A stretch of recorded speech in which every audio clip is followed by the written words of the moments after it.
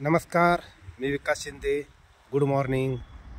इथं आपण आलो आहे अरुणाचल प्रदेश, तवांग इथं आलो आहे आपण.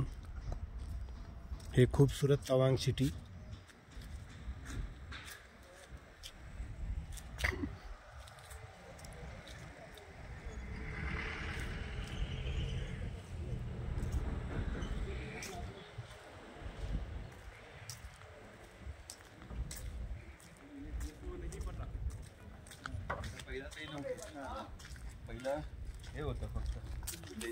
हो, जय शिवराय.